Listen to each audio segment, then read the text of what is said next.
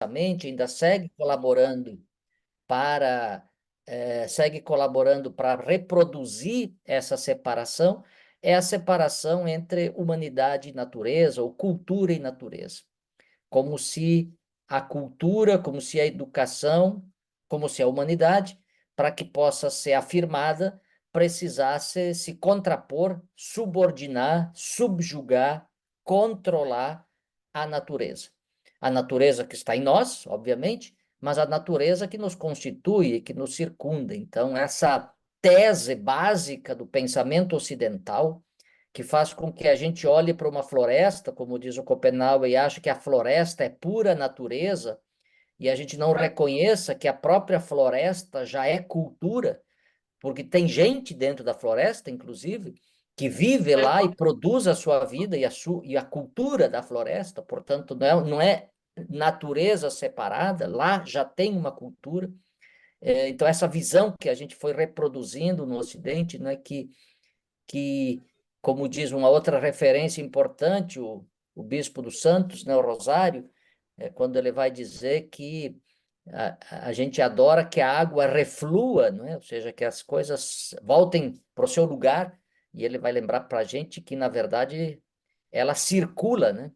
Tudo circula no mundo, tudo circula, e a gente não tem como se separar, somos sempre interdependentes. Então, enfim, quero começar com essa mensagem, porque acho que também nos desafia imensamente a pensar, e, sobretudo, desde a experiência da educação popular, que é uma das construções mais importantes da luta popular, da luta por direitos humanos, por décadas, sobretudo uma ação que é feita pelas próprias organizações sociais, pelas organizações populares, como uma prática de construção de si mesmas, mas, acima de tudo, de construção de novas relações e de construção de mundos, outros mundos, né? Como dizem os zapatistas, de mundos onde caibam todos os mundos, né? E não de mundos que excluam os mundos, mas mundos nos quais caibam os diversos mundos, ou a diversidade dos mundos, né? Então, essa tarefa da educação popular, que também cumpre um papel muito importante, que é fazer a gente exercitar aquilo que a gurizada da periferia de Fortaleza, há uns anos atrás, produziu e publicou, que diz que nossa tarefa fundamental, talvez, de educação popular, de luta por direitos, é uma tarefa de esticar o horizonte, né? Que quanto mais grudado na gente está o horizonte, menos caminho, menos alternativas, menos possibilidades nós teremos, né? Porque já o Iturri dizia, naquela célebre frase que ficou conhecida pela divulgação do Galeano, que o horizonte, assim como a utopia, serve exatamente para a gente seguir caminhando, porque eu 2 passos eu dou em direção a ele, 2 passos ele se distancia de mim. E é exatamente para isso que ele serve, para a gente seguir caminhando. Então, a educação popular tem essa força de Não nos pegou, não. colocar no desafio de esticar o horizonte, né? De ampliar o horizonte e, sobretudo, de desenhar e acreditar no impossível, né? Porque é só porque a gente acredita no impossível, ou naquilo que não é possível ainda, ou ainda não é possível, que a gente também construiu como consigna importante da luta e da educação popular a ideia de que outro mundo é possível, né? Porque este mundo que nós temos exatamente é um mundo que não serve aos direitos humanos, não serve à humanidade, não serve à vida, pelo contrário. Então, é nesse universo, e sobretudo também inspirados pelo nosso grande mestre, Paulo Freire, que nos lembra sempre que, assim como ninguém liberta ninguém, ninguém se liberta sozinho, a gente se liberta em comunhão. Da mesma maneira, ninguém educa ninguém, a gente não se educa sozinho, a gente se educa em comunhão, mediados pelo mundo. Então, a gente não se educa fora do mundo, fora da realidade, fora das relações, sobretudo, fora da interdependência que nos caracteriza substancialmente como seres humanos. Nós não somos Robinson Crusoe, nós não somos aquele indivíduo superpoderoso que é capaz de sobreviver sozinho contra todos e contra tudo, numa ilha separada de todas as coisas. Essa invenção, essa estupidez inventada, talvez para enganar a gente, né? Inventada na literatura, mas traduzida na política, traduzida na economia, traduzida hoje em dia na ideia do empreendedor, né? Dos, do sujeito que faz a si mesmo, do self-made man, né? Do empresário de si, toda essa ideologia que contrapõe a ideia do nosso querido Paulo Freire, que nos diz que a gente aprende junto, né? A gente aprende, a palavra que ele usa é uma palavra forte, né? A gente aprende em comunhão, né? Comunhão é aquele acontecimento que faz com que a gente coma junto com os outros, né? E comer é talvez um dos atos mais íntimos, né? Mais fortes, né? A gente não come com qualquer um, né? Claro que a banalização da comida numa sociedade do fast food faz com que a gente sente em qualquer lugar e coma qualquer coisa correndo e nem olhe para quem está do lado da gente, uma coisa que é um exemplo de desumanização, é essa experiência, porque o comer e por isso a comunhão, né? O comer na história da humanidade é sempre aquele momento de parada, de encontro, de aconchego, de ficar juntos, né? De estar com as outras, com os outros. Então, esse é o desafio que talvez a educação popular nos coloque fundamentalmente nesse momento. Então, me estendi um pouco nessa introdução, mas para dizer que é um pouco esse o espírito que nos anima a esse diálogo, essa conversa e essa construção reflexiva que eu quero fazer com vocês hoje à noite. Então, eu vou apresentar alguns elementos. Na dinâmica, assim, fica um pouco chato a gente poder fazer interrupções, mas se alguém tiver algum tipo de questão enquanto eu estiver falando, não escreva no chat, porque eu não tenho 50 habilidades para fazer, então eu não consigo falar, olhar o chat, olhar para vocês, escutar. Então, por favor, se alguém tem qualquer coisa, abra o microfone e faça uma entrada e a gente vai conversando, tá? Porque ou então tem ali É, o recurso de erguer a mãozinha, né, nas reações, vocês podem usar esse recurso, então, enfim, mas fiquem à vontade caso vocês queiram, durante a minha fala, mas depois também, no final, a gente abre um tempo para também vocês fazerem questões ou observações. Então, sim, William? William levantou a mão.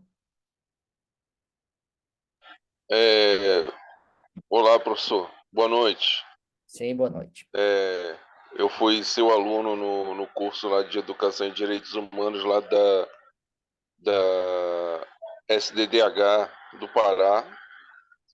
E aí, eu acho que um tema que na atualidade eu vejo que se mostra muito pertinente para ser abordado na educação popular em direitos humanos é a questão do acesso ao progresso da ciência, Uhum, porque a gente sabe que muito do negacionismo, seja não só o negacionismo climático, mas está um pouco vinculado a essa concentração de poder, né, que existe em torno do conhecimento científico, né?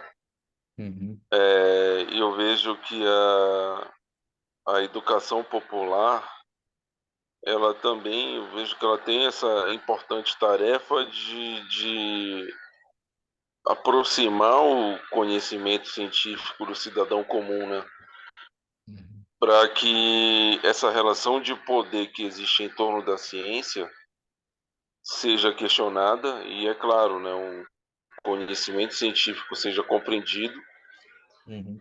É, E eu vejo que hoje isso seria necessário para ser trabalhado na educação popular.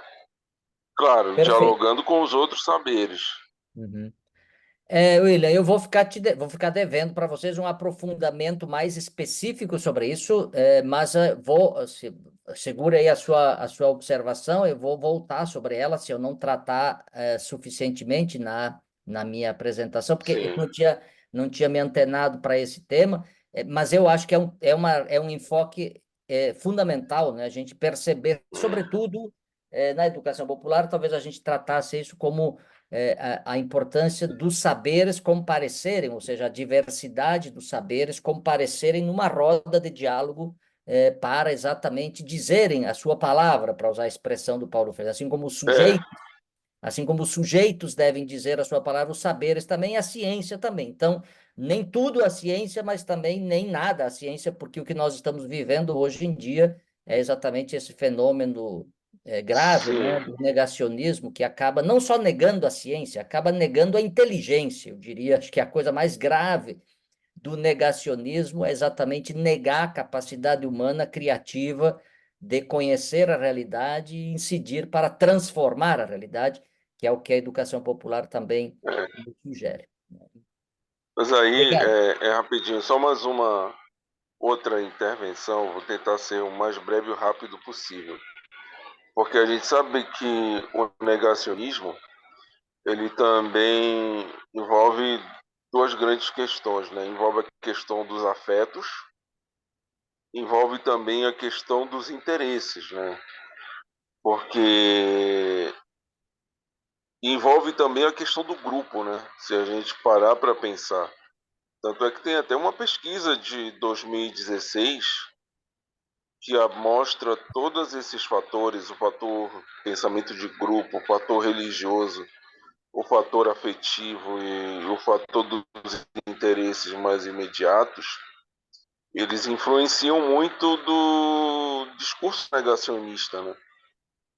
Então, eu acho que trazer tudo isso para a questão da educação popular pode contribuir, né, para Perfeito. gente superar esse desafio. É isso. É isso, muito bem. Como eu disse, eu talvez não seja o objeto mais específico da minha intervenção, mas a gente vai, obviamente, retomar isso no diálogo, porque é seguramente uma questão fundamental. Então, vou apresentar um minutinho aqui, compartilhar a tela com vocês. Então, eu chamei a nossa conversa de educação popular em direitos humanos, exatamente na expectativa de trabalhar uma compreensão de que a gente pode fazer não só educação popular e direitos humanos, né, mas fazer educação popular em direitos humanos, ou esse é um pouco o esforço que eu vou tentar provocar nessa nossa construção. O que, obviamente, requer pensar as questões de educação popular numa perspectiva de direitos humanos e também os direitos humanos numa perspectiva de educação popular. Porque, obviamente, nem os direitos humanos não necessariamente são pensados, ou precisam, ou podem ser pensados desde uma perspectiva de educação popular. Então, é importante a gente dizer isso, né? E eu coloquei ali como epígrafe uma frase conhecida do Nelson Mandela que mostra a força que a educação tem, não é? Diz, ninguém nasce odiando outra pessoa pela cor de sua pele, por sua origem ou ainda por sua religião. Para odiar as pessoas precisam aprender. E se podem aprender a odiar, podem ser ensinadas a amar. E aqui a questão que incomoda a gente, né, e que é uma das questões mais difíceis da educação popular, que é exatamente aquela questão que foi captada por uma das maiores educadoras de educação popular, da luta antirracista, do feminismo antirracista, né, Bell Hooks, que vai exatamente pegar essa experiência da amorosidade que está presente com força na educação popular e transformar ela numa das questões mais importantes da educação, do processo educativo. Então, fica aí mais uma dica para a gente ir pensando. Então, eu vou começar com algumas provocações, né, que vocês... Está aparecendo aí direitinho a apresentação, não é? Tá? Ok? Perfeito. Então, algumas provocações, expressões que vocês conhecem, que são de uso comum, mas para a gente pensar, não é? Então, veja lá, você já ouviu essas expressões, né? Sua gorda, feia, bichinha, bichinha, varapau, fracote, menininha, cabelo ruim, macaco, coisa de negro, também, olha a cor. Também vocês já devem ter ouvido essas outras expressões aqui, né? Bandido bom é bandido morto, tá com dó do bandido, leva para casa. O cidadão de bem está preso, os bandidos soltos. Ela mereceu, ficou se oferecendo. Eu não sou racista, os negros é que são. É pobre e preto, mas é limpinho. Até pode ser gay, desde que se comporte. Que nojo dessa gentinha. Ele é gente boa, pessoa de bem, homem de bem. Olha, ela é uma mulher honesta. E essas outras aqui, né? Direitos humanos não atendem às vítimas, só os bandidos. Direitos humanos só protege bandido. A violência é culpa dos direitos humanos, atrapalham a polícia. Direitos humanos só para humanos direitos. Lá vem esse pessoal, assim como esse pessoal, né? O pessoal dos direitos humanos. Direitos humanos interessam os meus, os outros que se virem. Então, eu trouxe aqui algumas expressões que são muito comuns, repetidas hoje em dia, mas, gente, elas não são de hoje em dia, elas são antiquíssimas entre nós. Elas vêm lá dos anos 60, 70, muitas delas iguaizinhas. Tem um estudo feito pela professora Caldeira, publicado nos cadernos do SEBRAP em 1991, que mapeia essas conversas, essas falas populares sobre direitos humanos, e olha, o bolsonarismo é mais antigo que Bolsonaro. Então, ou então, os ataques, a agressão aos direitos humanos é de uma história bastante antiga entre nós, e ela se expressa nessas formas de compreensão, nessas formas. Então, eu vou agora passar, feita essa provocação, né, para duas ou três preliminares, assim, que são mais de compreensão, mas para exatamente atiçar vocês, né? Porque hoje em dia a gente mistura muito essas coisas, eu diria, a gente mistura o que eu vou falar agora, né? Eu gostaria de distinguir com vocês três palavras: formação, capacitação e instrução.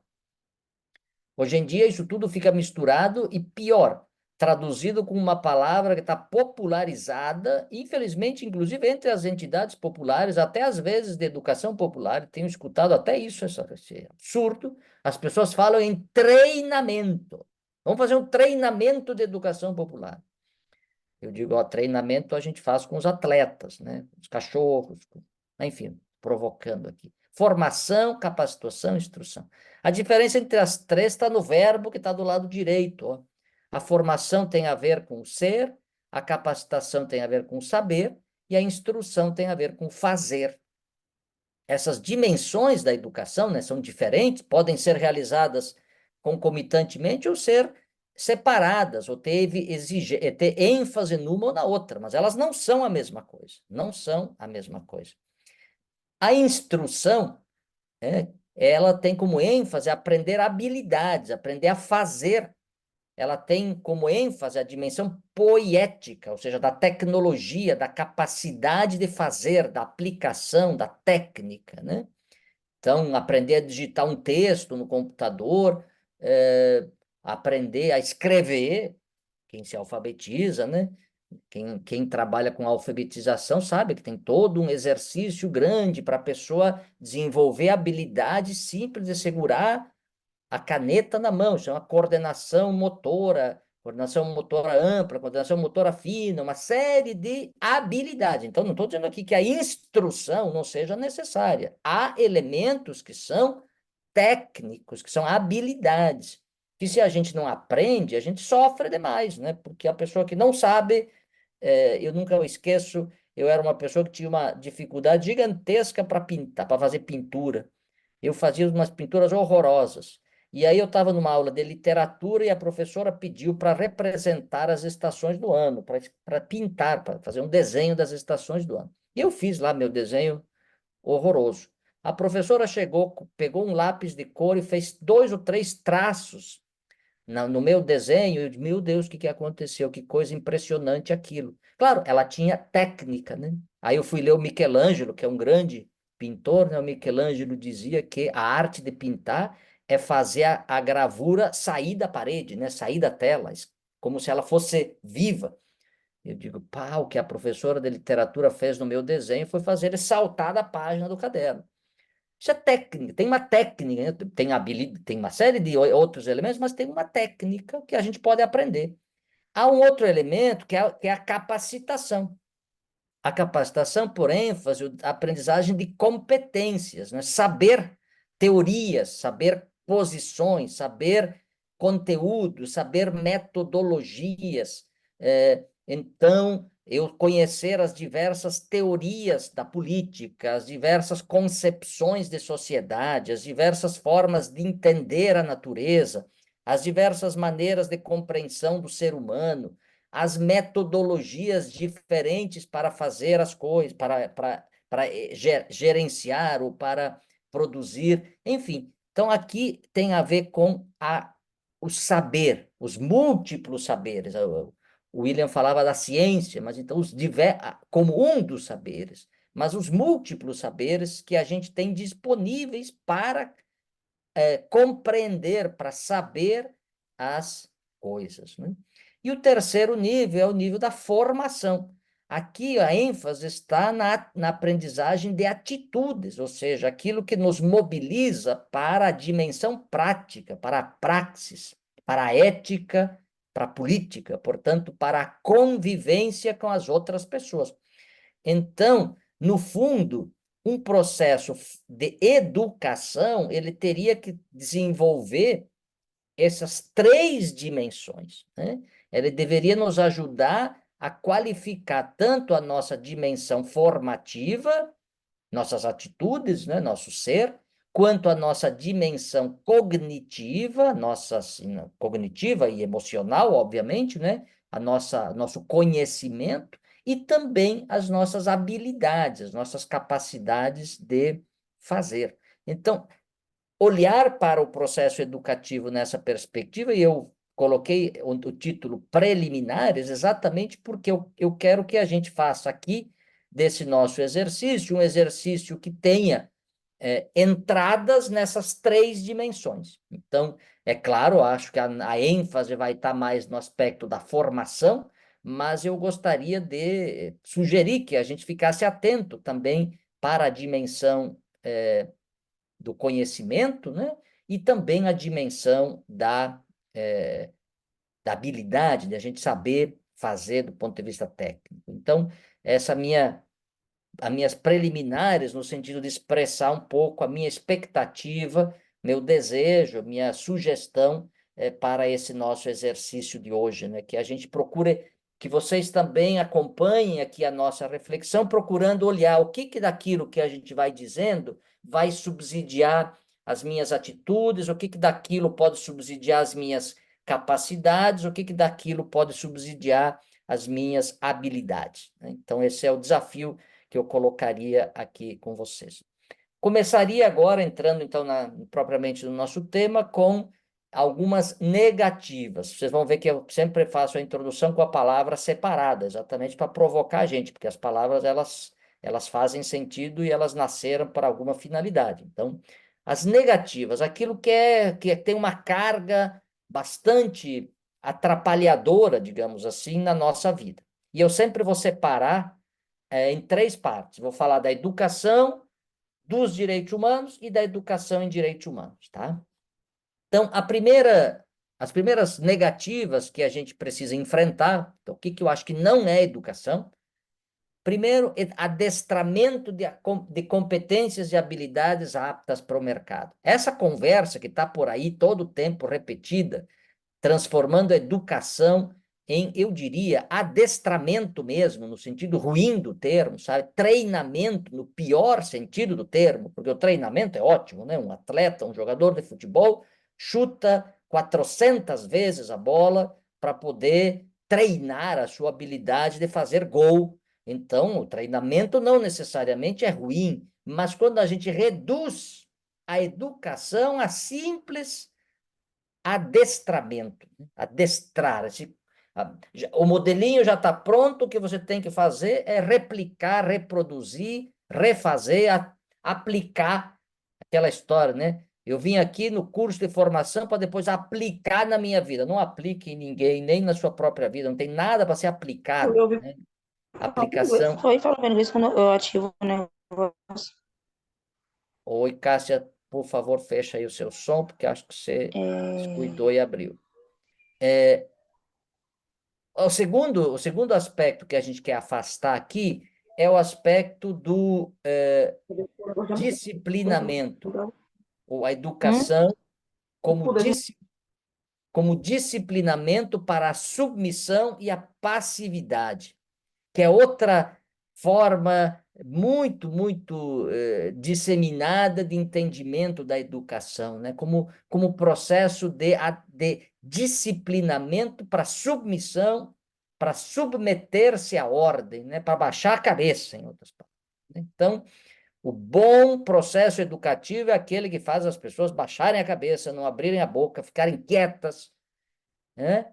Repetirem de preferência, simplesmente de modo passivo, de modo disciplinado, né? Por isso todo esse desejo da escola militar como a grande modelo de educação, né?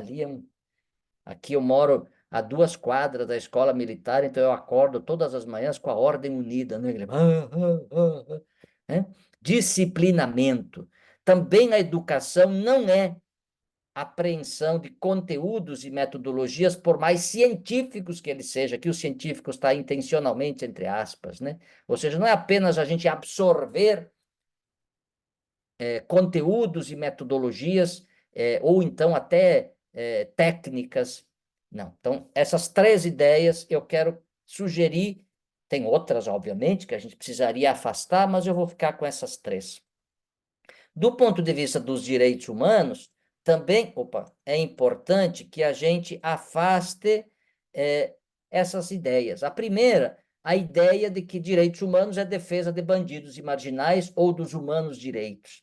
Essas são concepções que a gente chama de concepções punitivistas ou seletivistas de direitos humanos, né? Elas não reconhecem a humanidade como aquilo que é comum a todos os seres humanos. Essas concepções acham que existem humanos mais humanos do que outros, ou seja, pior, existem seres humanos que não são humanos, como diz Judith Butler, seres humanos cuja morte não é passível de luto, cuja eliminação não faz o menor sentido, não pode ser celebrada por quem permanece, ou então, como vai usar uma outra expressão, um grande pensador italiano, vidas matáveis, né, Giorgio Agamben, ou então, como diz Frantz Fanon, territórios de exclusão, né? Então, essas noções que defendem essa ideia punitivista e seletivista trabalham a ideia de que os direitos humanos não são para todos. São para alguns, obviamente, que não são para as mulheres, não são para os negros e negras, não são para LGBT, não são para pessoas com deficiência, né?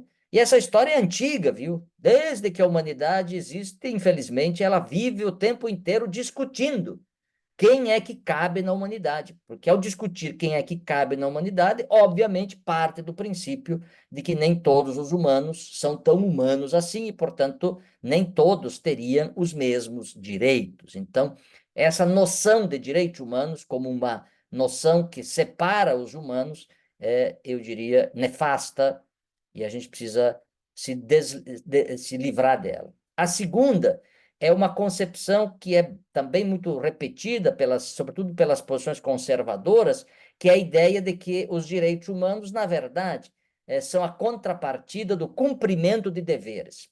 Então, você tem que cumprir a lei, a ordem, tem que se submeter a todas as regras, para então, se você for um bom cidadão, se você for um cidadão de bem, pior, um homem de bem, porque para essa gente só o homem é que é de bem, as mulheres dificilmente vão ser do bem, é, é, objetivamente, só se você cumprir bem suas obrigações, cumprir bem seus deveres, então você pode reclamar seus direitos.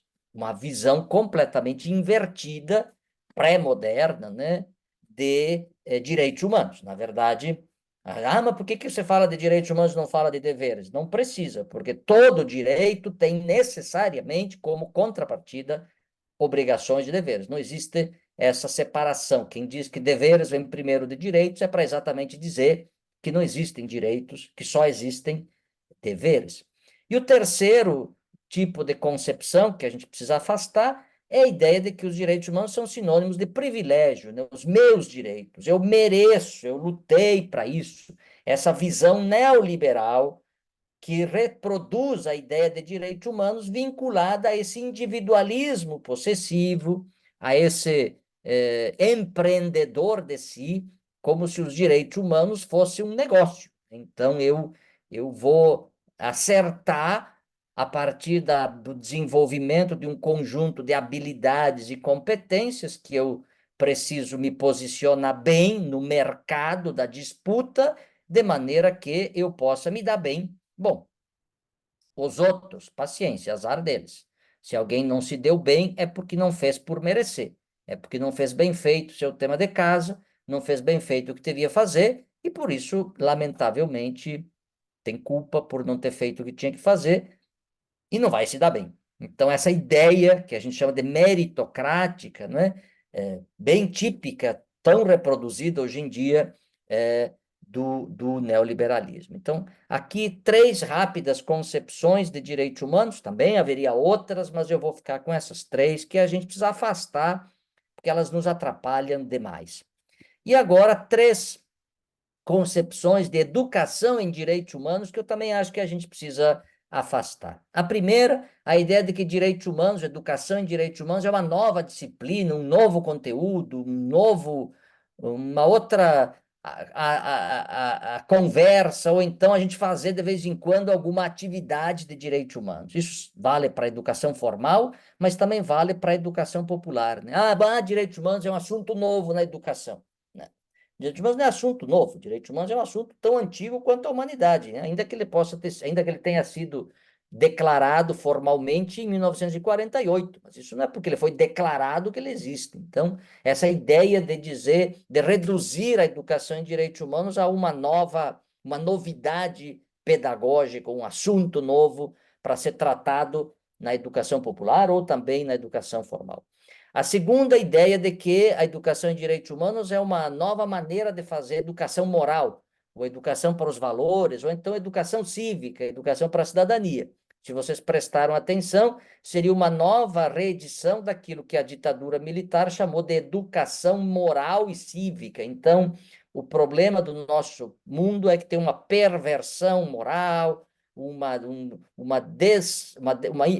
deformação cívica. Então, o que a gente precisa é ensinar as pessoas o civismo, ensinar as pessoas os valores morais, a convivência pacífica, numa lógica que não é exatamente aquilo que a gente gostaria, que chamaria de educação para a paz, ou educação para os direitos humanos, mas é uma forma de entender mal a educação em direitos humanos, né? E a terceira, a ideia de que a educação em direitos humanos é uma invenção, uma inovação metodológica, que no fundo é um ensino de ideologia, né? Uma nova ideologia, como é a ideologia de gênero, como é a ideologia de classe, como essas ideologias que estão por aí, e por isso essa turma toda que faz educação popular, no fundo, é uma grande escola de ideologia, não é escola de conhecimento, não é escola de saber. Então, também esse negócio de educação e direitos humanos é escola de ideologia, naquele sentido ruim, negativo, não naquele sentido que o Cazuza deu, né? Que ideologia eu quero uma para viver, disse o Cazuza naquela histórica canção, né? Aqui se trata de compreender os direitos humanos e a educação em direitos humanos como uma ideologia naquele sentido negativo que vai levar a esse movimento que vocês conhecem, que está na sociedade, que é o chamado, aspas, escola sem partido. Vocês já devem ter escutado isso, né? Essa gente toda não quer, por exemplo, discutir. Porque agora estão ensinando as meninas a serem meninos e os meninos a serem meninas, então não tem que fazer educação sexual na escola, não temos que discutir a questão de gênero.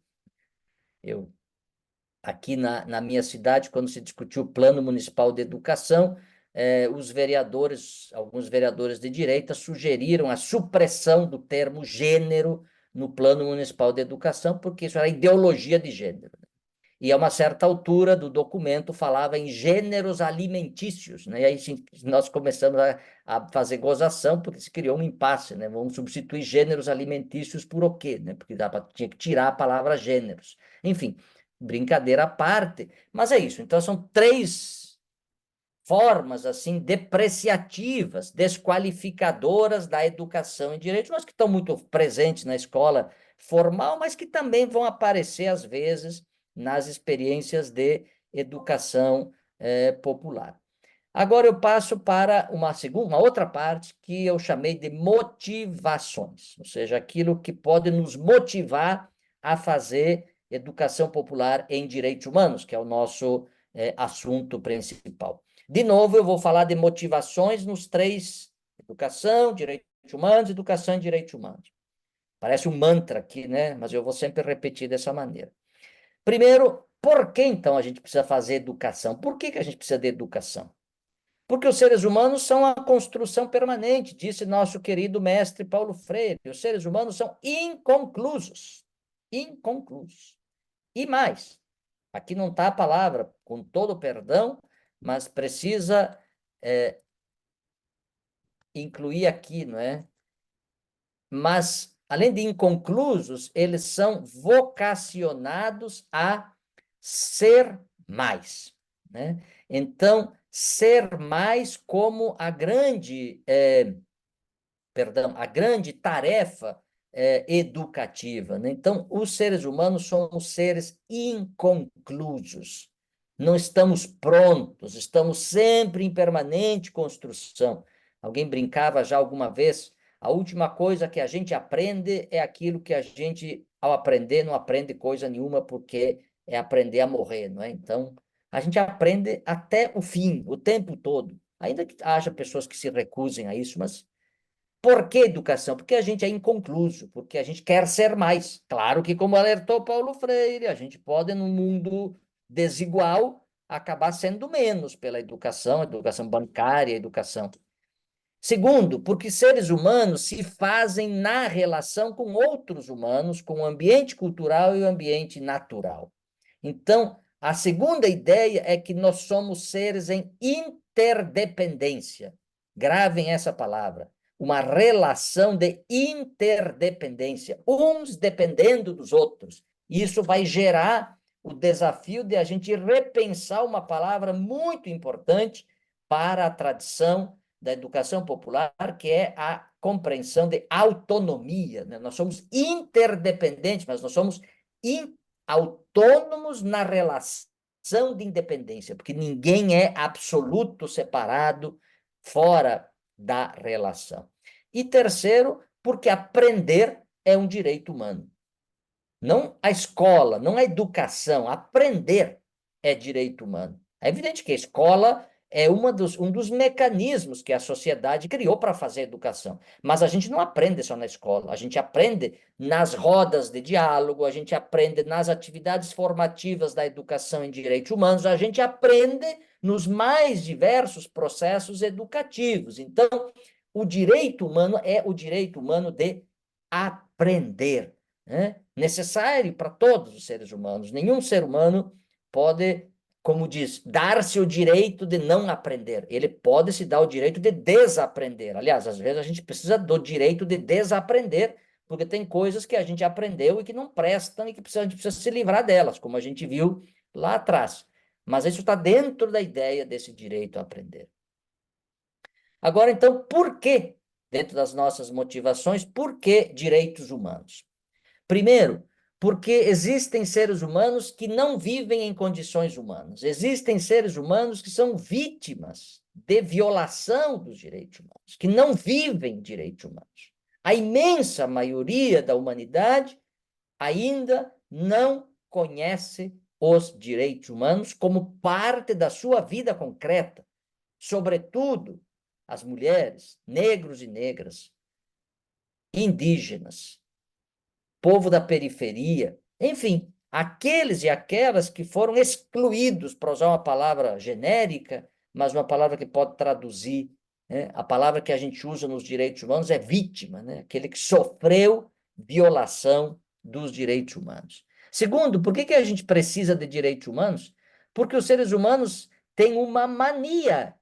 Os seres humanos têm uma mania horrorosa, horrível, horrorosa, que é essa mania de querer ser gente, querer ser respeitado, querer ser reconhecido como um sujeito de direitos, reivindicar a sua dignidade como um valor próprio, não como uma concessão dos outros. Ah, eu vou dar dignidade para alguém. Que conversa boba, ninguém dá dignidade para ninguém.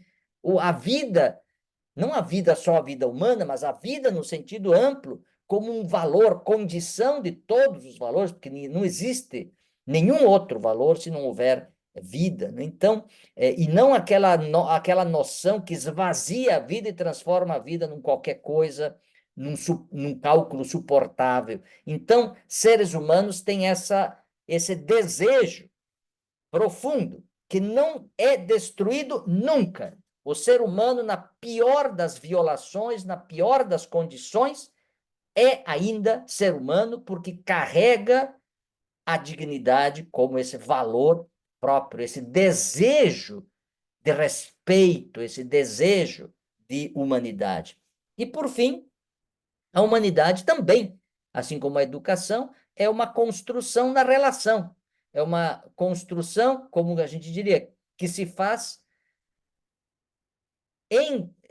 a dignidade em dignidade, a liberdade em liberdade, se faz a justiça praticando a justiça, ou seja, esse exercício de experimentação concreta dessas condições de realização da vida humana. Então, aqui o terceiro elemento importante de por que direitos humanos, né? Porque nós somos seres que querem, desejam permanecer e que não só eu, mas nós sejamos humanizados, sejamos humanos.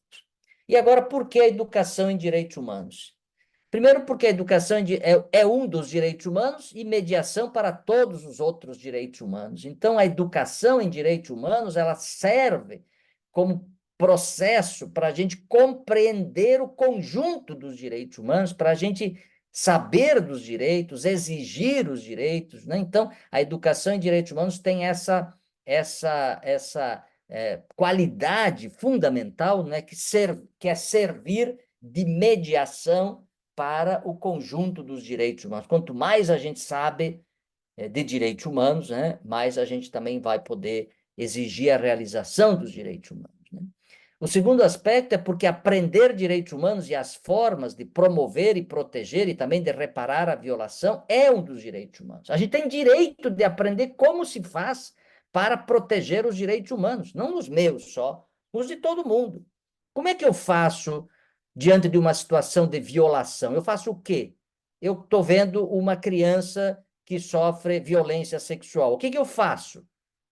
Eu tenho que saber fazer, olha lá atrás, habilidade. O que eu faço com essa situação? Mas eu tenho que conhecer, eu tenho que saber distinguir, para não achar que uma coisa é outra coisa. Então, eu tenho que ter competências, conhecimentos que me ajudem a identificar, a documentar, a mostrar que aquela situação concreta é uma situação de violação. E eu também tenho que ter concepções, tenho que ter teorias, metodologias, subsídios, e, acima de tudo, tenho que ter postura.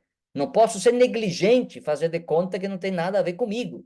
Então, a gente tem direito a aprender essas coisas, aprender como se faz, como se documenta, como se age nessas situações. Então, fundamental também a educação em direitos humanos para nos ajudar nesse sentido, né? E, claro, a gente não vai saber tudo, né? Mas a gente saber, por exemplo, que não é bom, ou que, para dizer de outra maneira, quem é conivente, quem é negligente, quem não denuncia, pode colaborar para piorar a situação de violação de direitos, né? E, por fim, porque os sujeitos de direitos humanos também são uma construção. A gente aprende a ser sujeito de direitos na interação com os outros, a gente aprende dos outros, né?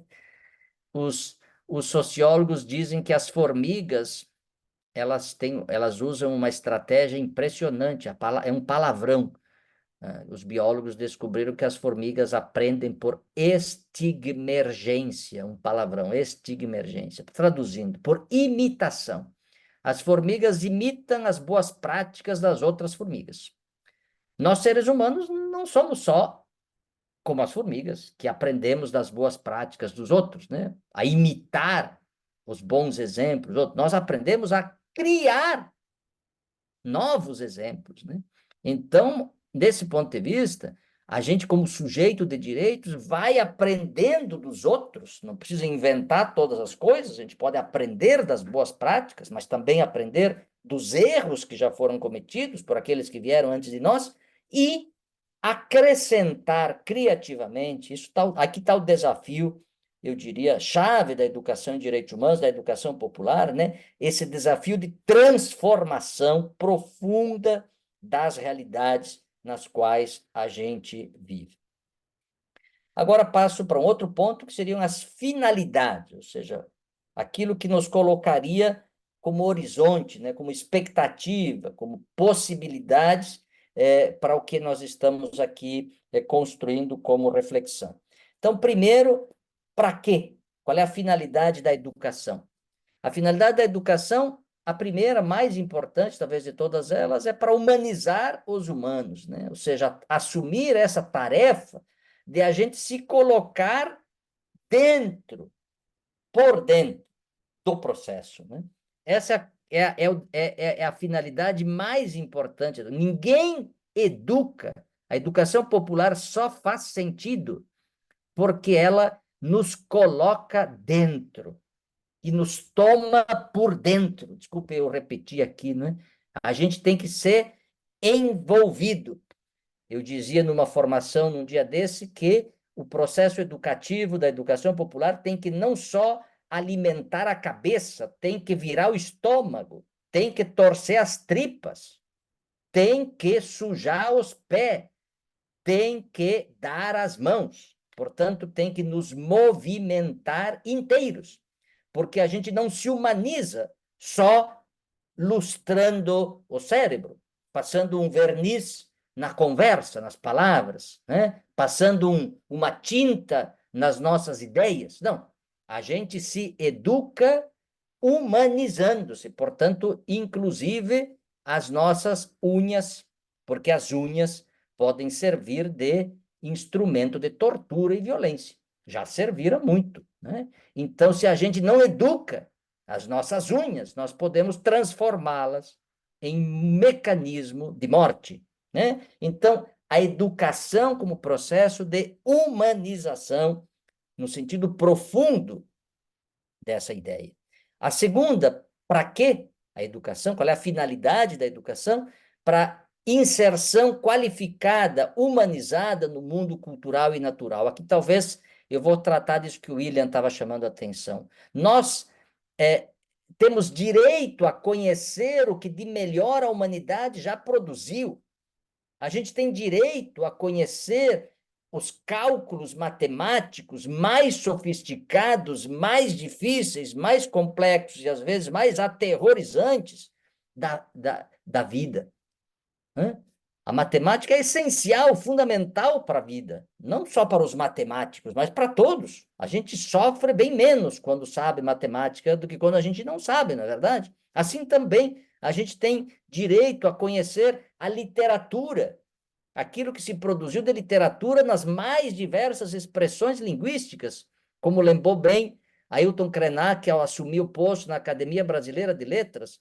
Eu não vim aqui para reproduzir uma língua que já fala há mais de 500 anos aqui dentro. Eu vim aqui para trazer pelo menos mais 180, talvez mais de 200 ou 300 outras línguas que nunca foram trazidas para o espaço acadêmico, porque objetivamente não foram reconhecidas como línguas, como formas de expressão, como literatura. Então, o direito a conhecer as mais magníficas expressões da literatura, assim como conhecer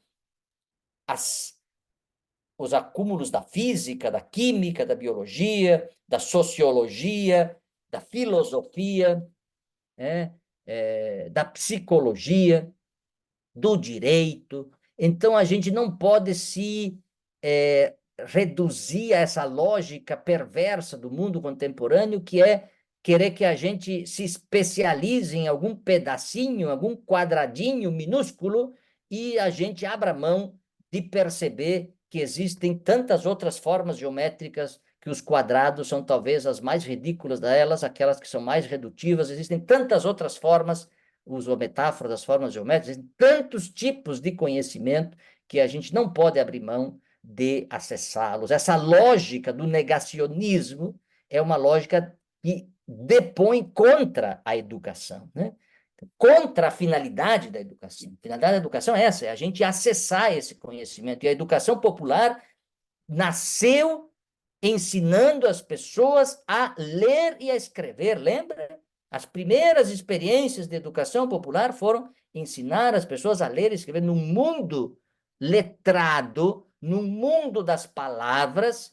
Quem não domina os códigos das palavras não domina a mediação de acesso ao mundo. Ou seja, por isso que o Paulo Freire vai dizer, a leitura da palavra é a leitura do mundo, mas ele não fala da leitura do mundo sem a palavra, é preciso ter os dois. Então, quem não domina a palavra vai ter dificuldade de ler o mundo. Ou notem, portanto, a complexidade dessa inserção qualificada no universo, né, do mundo natural. E hoje em dia, com uma sociedade do conhecimento cada vez mais complexa, né, com cada vez mais exigências, a finalidade da educação também viver e conviver em relações qualificadas com os outros, ou seja, a educação nos humaniza, nos coloca em processos de convivência relacional, né? Alguém pediu para falar? Vamos adiante mais um pouquinho. Então, para que direitos humanos? Para quê? Qual é a finalidade dos direitos humanos? Primeiro, para a gente promover e proteger a dignidade de cada uma e de todas as pessoas. Então, essa é a finalidade dos direitos humanos, para a gente cuidar daquilo que é, aquilo que eu dizia lá atrás, o que nos faz genuinamente, distintamente humanos, que é o que a gente chama de dignidade, né? Uma palavra tão complexa e tão difícil, mas é isso.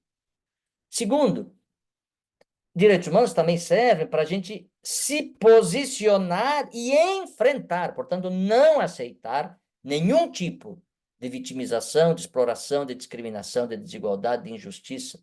E, como dizia Otávio Paz, né, recuperar, se ainda for possível, aquela humanidade que a gente já perdeu, que é o desafio gigantesco, né? Porque olha que nós temos deixado muita gente para trás, e a educação popular nos ensina que ninguém pode ficar para trás, né? E, portanto, essa ideia dos zapatistas, né, de fazer mundos onde caibam os mundos todos, e não só alguns mundos, os mundos dos privilegiados, mas a gente recuperar, além de tudo, né? Então, aquilo que em direitos humanos a gente fala de reparação, né? E terceiro, que acho que é o elemento sintético mais importante dos direitos humanos, é para a gente ter acesso e usufruto dos bens para o bem viver. Esse é o primeiro aspecto dos direitos humanos. Não existem direitos humanos sem que a gente usufrua dos bens necessários ao bem viver. Quais são os bens necessários ao bem viver? Cada sociedade complexa vai determinar, de modo complexo, quais são os bens necessários ao bem viver. Acesso à comunicação remota, há 20 anos atrás, já não era uma coisa tão necessária. Hoje em dia, não ter acesso, não ter dados para acessar a internet é estar longe, fora do acesso aos direitos, né? Então, bens, quais são os bens? Mas não qualquer bem, né? Existem bens que são supérfluos, que são bens que não são necessários ao bem viver, porque eles só servem para produzir morte, para produzir ganância, para produzir acumulação. Então, quais os bens necessários? Acesso e usufruto. Santo Agostinho dizia que além do usufruto, a gente tinha que fruir, não é? Gozar, não só usufruir, gozar, satisfazer-se, né? Desse ponto de vista, o desafio do acesso aos bens, olha, numa sociedade tão desigual, tão ordenada pela carência e pela insuficiência, falar de direitos humanos é falar desse desejo de a gente ter acesso a uma vida do bem viver, que obviamente não é de opulência nem de acumulação. Esse não é o bem viver, e sim o modo acumulação capitalista, que não é o modo de direitos humanos. Mas segundo, não basta o acesso e usufruto aos bens para o bem viver, é realizar a participação direta. Direitos humanos a gente não realiza nem por procuração e nem por representação. A gente realiza os direitos humanos nem por procuração, nem por representação. A gente realiza os direitos humanos participando diretamente, cada sujeito, cada humano. E, portanto, a participação não é uma concessão, não é uma regalia, não é uma possibilidade de uma sociedade democrática, uma sociedade que respeita os direitos humanos, tem no núcleo duro, central, é tão importante o acesso e usufruto aos bens quanto a participação, porque se não houver participação, não haverá acesso e nem usufruto.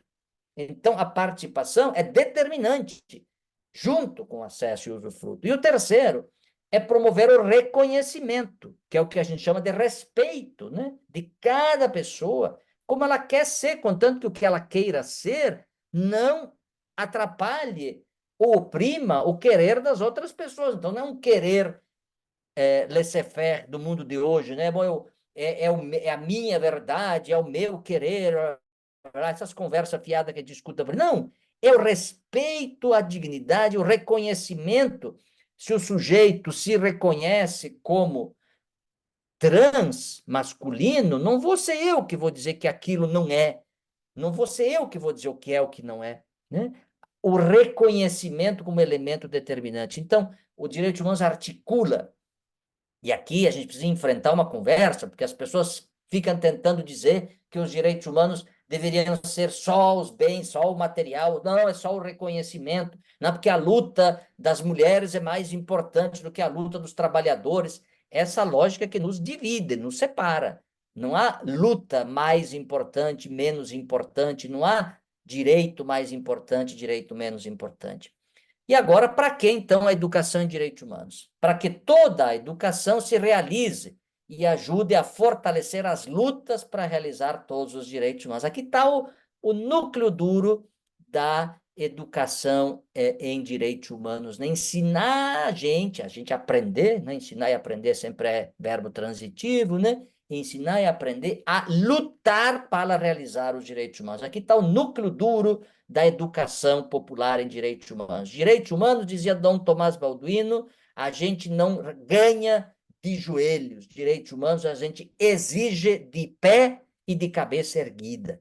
Então, a gente aprender a organizar a luta. Isso é tarefa da educação em direitos humanos. Segundo, para promover a justiça, a solidariedade, a sustentabilidade, pela presença, pela participação, pela organização. Então, a gente aprender que justiça não é uma concessão do tribunal, que a solidariedade não é um ato que a gente exercita diante de uma desgraça. Agora vamos ser solidários porque os pobres do Rio Grande do Sul perderam tudo. Não.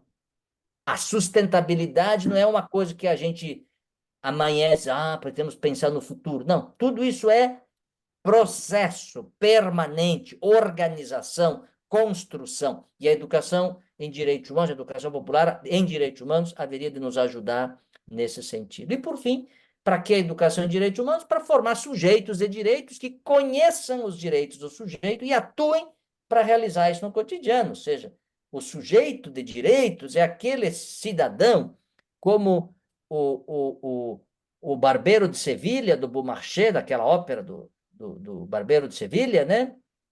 O barbeiro chega em Paris, antes da Revolução, sobe num caixote e diz: Eu sou um cidadão.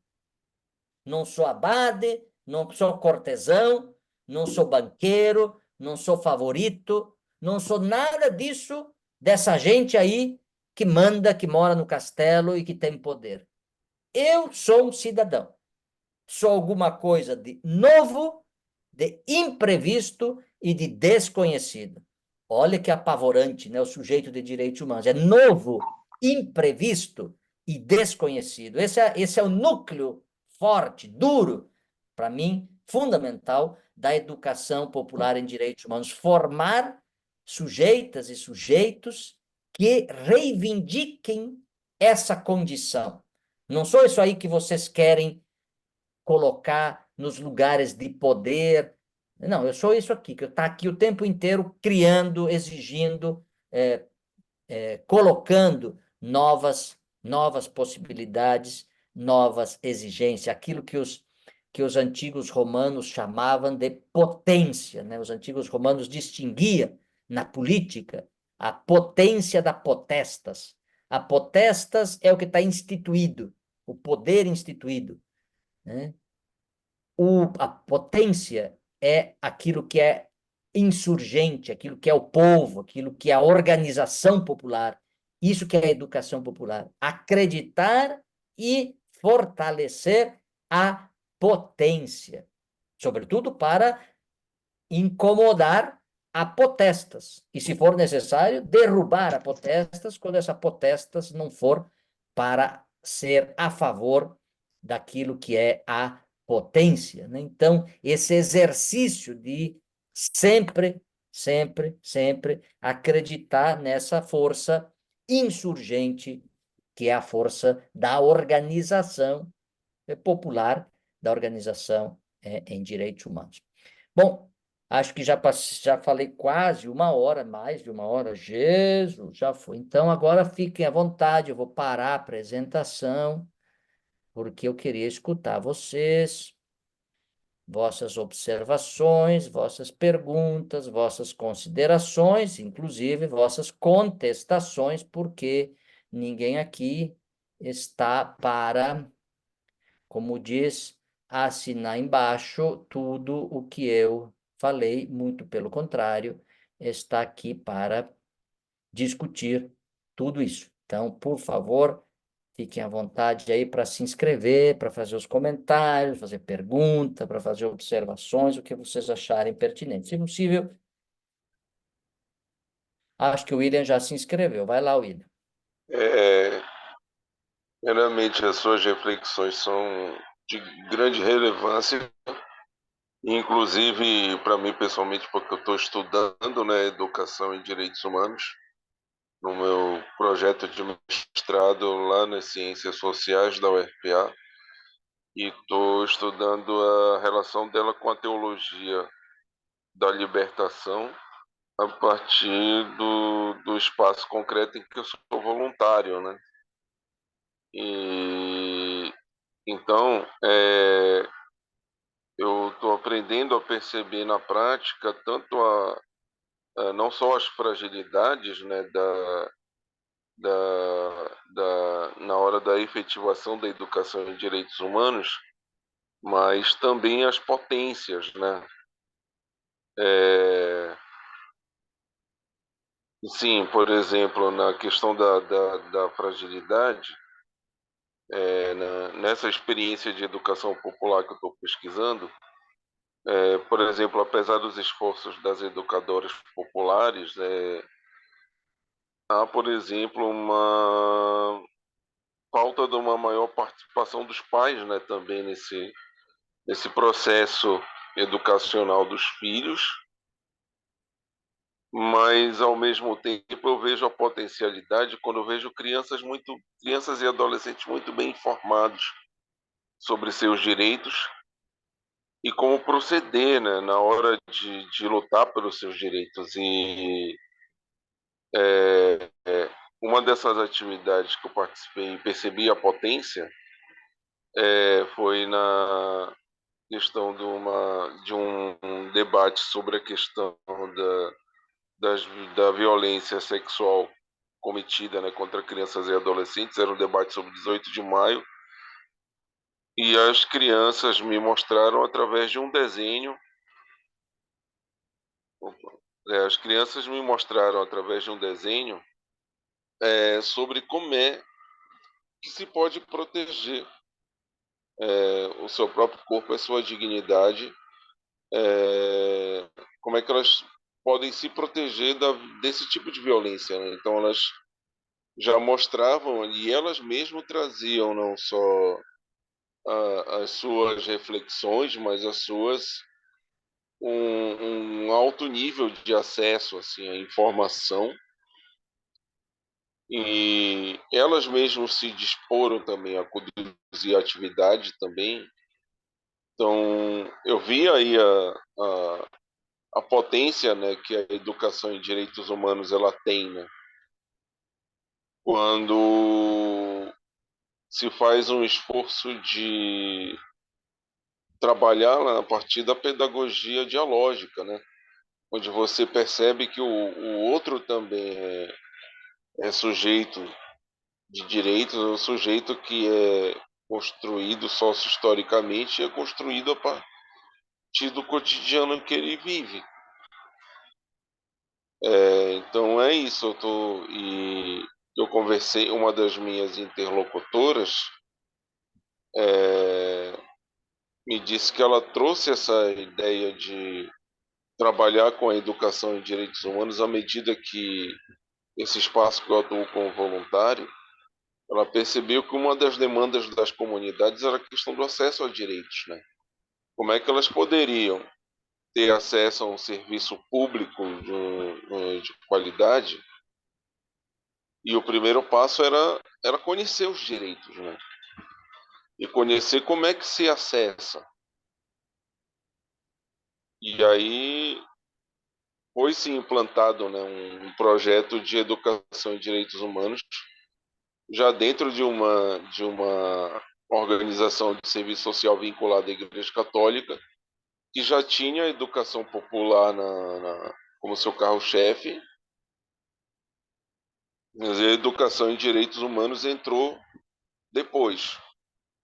E foi a partir daí, né, nesse momento que eu estou ainda na pesquisa, que deu para perceber as fragilidades, mas também as potências quando a educação em direitos humanos está presente.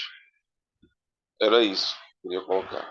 Obrigado, William. Sim, acho que essa observação que você fala sim, a gente não tem situações perfeitas, né, onde tudo isso se realize de modo final, assim, completo. Acho que o mais importante e, sobretudo, relevante do processo de educação popular é a ideia, né, de que a gente aprende na prática, a gente aprende da prática, né? Então, esse exercício permanente de produzir experiência, aquilo que o Paulo Freire chamava de saber de experiência feito, né? Ou seja, o saber não é só um acumulado de ideias. Evidentemente que ideias são fundamentais, as ideias estão conosco, nós somos seres que carregam e produzem ideias, então as ideias não são necessariamente ruins. O ruim é a gente achar que a gente pode separar perfeitamente a teoria e a prática, né? Esse é o erro que o positivismo Hum, nos legou e talvez um dos problemas mais difíceis da gente se livrar. Então, é, a educação popular carrega a sua força, eu diria, exatamente no acreditar nesses processos e nessa construção hum, permanente que não está pronta, mas que vai se realizando e vai se construindo também nesses processos. Da mesma maneira, os direitos humanos, por isso que na minha compreensão e todo o meu esforço foi tentar, ainda que didaticamente separando, mas a expectativa da minha apresentação aqui, da minha conversa com vocês, é mostrar que, na verdade, educação popular é prática de direitos humanos e a prática dos direitos humanos é exigida como prática de educação popular. Não exatamente por todas as concepções de direitos humanos, porque a gente viu que tem algumas que não pensam assim, mas uma certa concepção popular de direitos humanos também é uma certa compreensão popular de educação. Então, esse é um pouco o esforço que eu tento colocar e provocativamente trazer para vocês. Ou seja, não são duas coisas, são processos que caminham, ou que podem caminhar, como construções conjuntas. É, Obrigado, e William. quando eu quis, e aí só queria colocar aqui, quando eu construí essa reflexão, também foi baseado, inclusive, num único artigo do Paulo Freire fala abertamente, né, sobre educação e direitos humanos, que é baseado na palestra, né, que ele Isso. ministrou na Comissão de Justiça e Paz e que ele fala que o título até é Educação, Direitos Humanos e Educação Libertadora, né? Uhum, E ele, uma das questões que ele se coloca é primeiro que ele coloca em xeque essa ideia universal da educação como principal fator da revolução social, né? Ele vai mostrar que a questão não deveria ser essa, mas é você pensar como, quando, com quem, a partir de que momento a educação pode colaborar, né, para o processo de transformação social. Ela sozinha ela não pode nada, mas sem ela transformar a sociedade é impossível, né? uhum, E ele fala dos limites da educação, né? Ele fala do limite das estruturas do Estado, do limite das estruturas da sociedade e da subjetividade das pessoas. E então, quando eu percebia os dois aspectos presentes na atividade, tanto das fragilidades, uma das fragilidades, né, que eu percebi que falta trabalhar um pouco mais a participação dos pais dialogando com o processo educacional dos filhos na educação popular, no caso das crianças e dos adolescentes, da comunidade que eu estou pesquisando, mas também eu percebi a potência na própria reflexão dessas crianças, desses adolescentes sobre as questões sociais e o posicionamento deles. ótimo. Então observei as duas coisas, né? Então era Uhum. isso que eu queria colocar. Obrigado. Mais alguém, gente? Não temos mãozinhas Eu, levantadas? Vamos embora. Quem quer comentar, observar, compartilhar? Boa noite. Quem está falando? É Laurinda. Laurinda, vai lá, Laurinda. Peço desculpa porque eu estou com um probleminha, estou com o computador e ouvindo do celular, mas, enfim, não estou conseguindo acesso na mãozinha, tá? Bom, Não estamos te vendo também, ao menos eu não consigo te ver. então, eu estou falando, Tá um eu estou me escurão ali, vendo. só a tua janelinha tá tudo escuro. Não, pois é, e aqui no computador eu estou vendo vocês, no celular também, mas enfim. Tudo É, bem, nós vamos ir. Eu, Laurinda. eu, ao menos que não te vi outras vezes, vou só ficar te imaginando. Então, vai lá. Ah, sim. Sou Laurinda, eu sou da Baixada Fluminense, município de Mesquita, aqui no Rio de Janeiro.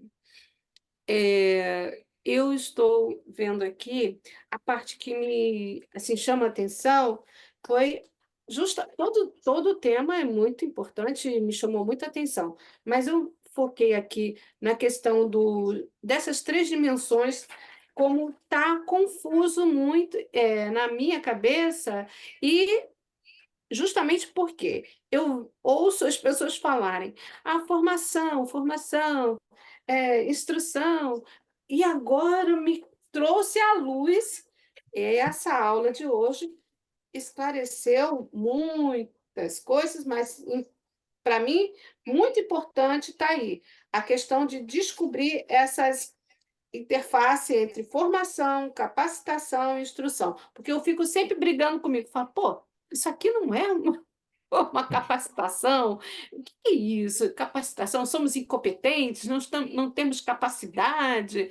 Aí eu, quando converso com as pessoas, aí que são mais estudadas, né, do tema, do assunto, Não, é uma capacitação, sim. Aí eu tenho que me calar, né? Aí onde começa aquela nossa fala sobre a questão de me sentir calada, lá na aula passada.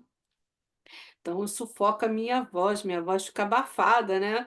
Por falta do conhecimento, não vou discutir com quem tem. E agora ficou muito claro, sabe, professor?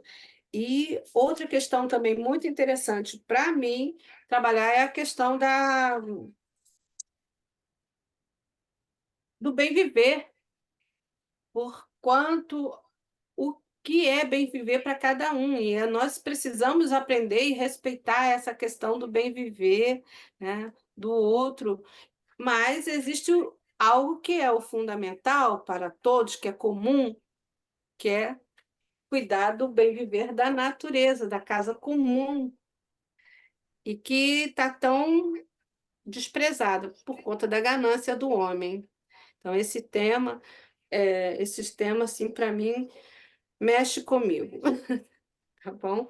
Obrigada. Agora eu te vi, você aparece em duas janelinhas aqui, alguém Eu vi. escreveu, Ah, eu vi, eu prestei atenção, porque ela não, a janelinha onde tu aparece não brilhava, agora você ah, aparece brilhando noutra janela, então deu para te... então tá. Obrigada. Muito obrigada. Obrigado, Laurindo. Então, muito bem, ali do Rio, né, Mesquita, olha que coisa linda. Então, acho que essa, claro, que essa distinção que eu coloquei, como eu disse, foi muito mais como preliminar, né, para a gente estar atento, porque não é que a gente tem que escolher se a gente vai fazer uma coisa ou a outra, a gente precisa fazer todas, no fundo, né, mas o que a gente não pode é misturar e confundir. É, eu sempre brincava, fui muitos anos professor de ética, né? E aí eu usava sempre uma provocação para os alunos na graduação, perguntava para eles o seguinte: vocês querem ser pessoas boas, não é verdade? Pessoas que fazem o bem, pessoas que colaborem com o bem das pessoas. Sim, claro, pois é. Então vocês querem ser éticos, perfeito. E como é que vocês fazem para ser éticos? Se vocês estão andando na rua e do nada uma vovó for atropelada na sua frente. Você tem que ser ético ali, naquele momento em que alguém foi atropelado, e não porque eu sou uma boa pessoa e sai correndo e deixa a pessoa atropelada no meio da rua. Não, isso tem que ser bom na hora que precisa ser bom, e não na ideia do bem, né? A gente precisa ter uma boa ideia de bem, mas precisa ter uma boa prática do bem. Só que a prática do bem precisa a gente ter uma ideia do que é o bem, porque se eu achar que fazer o bem é o mesmo que fazer o mal, eu posso achar que estou fazendo o bem e faço o mal. Tá cheio de gente hoje em dia misturando essas coisas. Então, a gente precisa saber distinguir uma coisa da outra, distinguir as teorias, as ideias. A gente precisa ter esse conhecimento. Isso não é uma coisa ruim, pelo contrário, a gente precisa dele. Ele é fundamental, mas a gente também precisa saber primeiro os socorros, porque se eu for lá e querer pegar essa pessoa atropelada de qualquer jeito, eu posso fazer o mal, eu posso matá-la, porque eu vou perfurar o pulmão.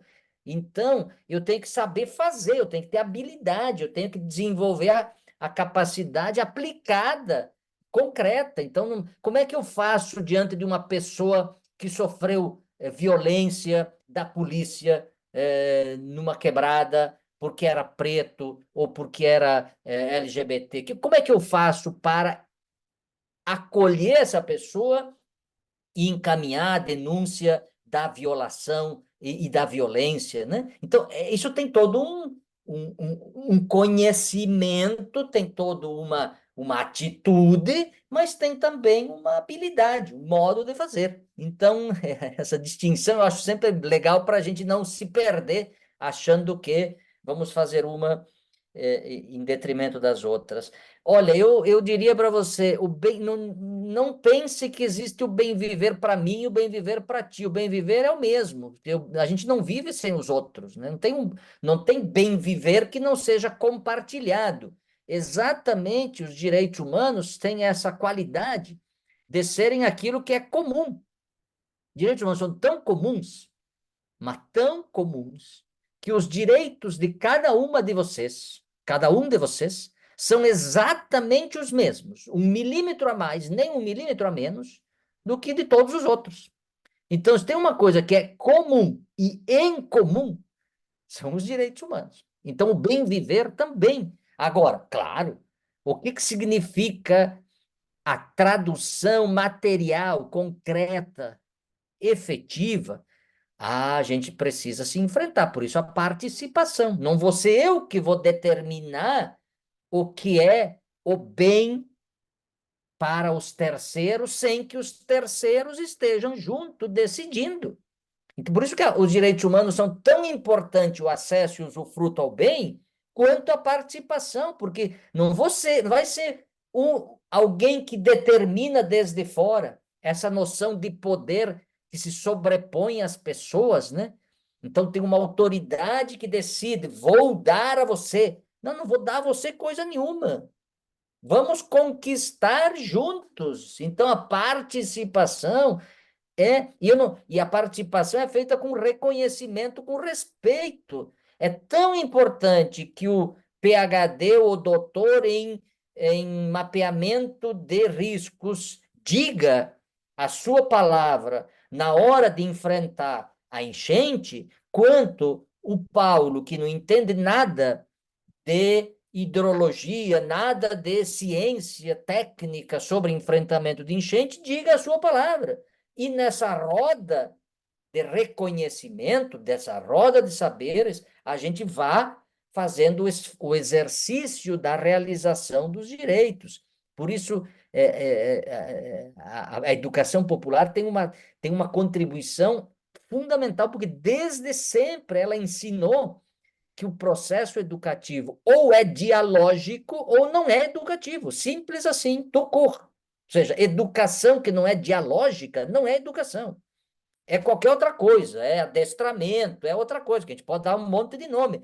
Mas não é, o Paulo Freire chamou isso de educação bancária, ainda teve, assim, foi condescendente chamando de educação bancária, mas se a gente for ler a fundo, aquilo não é educação, aquilo é outra coisa. Então, a educação mesmo é sempre esse exercício participativo, esse exercício dialógico, esse exercício de troca profunda, né? Por isso que ele vai dizer, e é por isso que eu chamei a atenção da Bell Hooks no começo, que uma das exigências mais fortes da educação e do diálogo é a amorosidade, ou seja, a gente não se educa se a gente não se ama. Se a gente não ama o outro, se a gente se a gente não respeita o outro, se a gente não é aquele amor piegas, aquele amor romântico, ou aquele amor. Não, não é disso que nós estamos falando.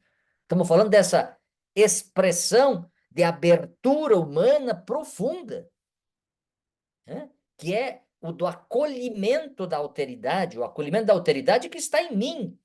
Quando Paulo Freire é chamado a escrever sobre isso, uma das descobertas mais incríveis que eu fiz ano passado, quando dei um curso sobre isso, foi descobrir que para o Paulo Freire não existe eu e tu. Tem uma passagem incrível onde ele vai dizer que a relação, aí a relação, a intersubjetividade, não é a relação entre um eu e um tu, naquela versão moderna, é a relação entre tu e tu. Eu achei isso um negócio de uma sacada genial, porque ela desmonta esse conceito moderno que a gente ainda carrega de achar que tem um eu todo-poderoso que aí concede, eu deixo ser dialógico, então eu vou organizar o curso de modo. Não existe este eu como fantasma todo-poderoso que, infelizmente, nos assombra nos processos educativos. Mas isso já seria uma outra. Eu vi que alguém tinha pedido para falar, mas não sei se desistiu. Acho que eu Roberta, falei bastante. A Nádia, Roberta, foi? Hã? Roberta, Roberta, Isso. Boa Você noite, quer vocês falar me ainda, ouvem bem? Roberta? Vocês me ouvem bem? Sim, te ouvimos. Na verdade, era só assim um comentário, né? Agradecer, professor, pela aula, assim, foi muito boa, muito bacana, né? Fazer essa associação assim, entre educação popular e direitos humanos, e educação popular e direitos humanos, né? Mas eu acho que seria mais assim um pedido, né? Eu queria muito ouvir alguma experiência, né, de educação popular em direitos humanos com pessoas mais velhas, né? O William compartilhou um pouco de como é com crianças, adolescentes, e aí acho que os desafios são diferentes, né? Eu tive poucas oportunidades de poder fazer essa troca, e hoje, estando numa organização de direitos humanos, acho que A troca é outra também, né? Não é bem educação popular, assim, mas a gente está sempre aprendendo também alguma coisa, né? Mas é isso, seria mais para caso alguém quisesse compartilhar um pouco, eu queria ouvir.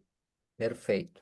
Acho que você está colocando em um desafio. Se alguém tem alguma experiência, eu diria, acho que a educação popular é uma prática que a gente faz com todo tipo de interlocutores, né? Não há um privilegiado, né? Digamos assim, são desafios diferentes, aqueles que a gente faz com os jovens, com os adolescentes, com os adultos, com os encarcerados, né?